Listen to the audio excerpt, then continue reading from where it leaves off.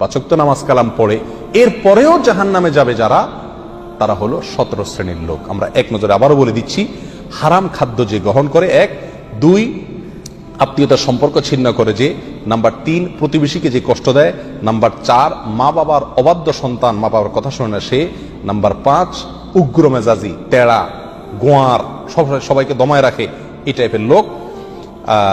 Number 6 অধীনস্থদেরকে, প্রজাদেরকে, যে সমস্ত শাসকেরা, যে সমস্ত রাজারা, যে সমস্ত রাষ্ট্রপ্রধানেরা, সরকার প্রধানেরা বা যে যে লেভেলে আছে সে তার প্রজাদেরকে ধোঁকা দেয় যে তারা।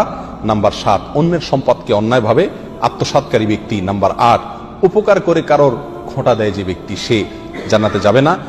নাম্বার 9 চগলখোর ব্যক্তি জান্নাতে যাবে না, মানুষের পিছনে কথা লাগায় বেড়ায় একজনের আরেকজনের কাছে। নাম্বার 10 অন্যকে নিজের পিতা হিসাবে, নিজের বাবাকে না বলে, পরিচয় না দিয়ে অন্যকে নিজের বাবা হিসাবে, পিতা হিসাবে পরিচয় দেয় যে ব্যক্তি, সে। নাম্বার 11 গর্ব এবং অহংকার করে যে ব্যক্তি, যার মনের ভিতরে অহংকার আছে, সেই জান্নাতে প্রবেশ করবে না।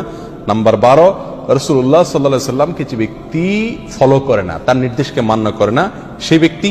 নাম্বার 13 অকারণে তালাক কামনা করে, তালাক চায় যে মহিলা, সেই মহিলা। নাম্বার 14 দুনিয়াবী উদ্দেশ্যে যারা এলেম শিখে, কোরআন হাদিস শিখে, এলেম অর্জন করে, আলেম হয় দুনিয়াবী উদ্দেশ্যে, দুনিয়ার কোনো ধান্দায়, আল্লাহকে খুশি করা ছাড়া অন্য কোনো ধান্দায়, তারা। নাম্বার 15 চুলে বা দাড়িতে কোনো জায়গায় কালো কলব, পিওর কালো কলব ব্যবহার করে যারা, তারা। এবং নাম্বার 16 যে কোনো ভালো কাজ করে সেখানে মানুষকে দেখানো, এটা ফলাও করা, প্রচার করা, এই উদ্দেশ্য থাকে যাদের, তারা। নাম্বার 17 ওয়ারিশকে বঞ্চিত করে তার হক থেকে, এরকম অভিভাবক। এই শ্রেণীর লোকেরা মুসলমান হয়েও জান্নাতি হতে পারবে না। আল্লাহ তাআলা আমাদের সবাইকে এই দুর্ভাগাদের তালিকা থেকে আমাদের নামগুলোকে বের করে আনার তৌফিক দান করুন।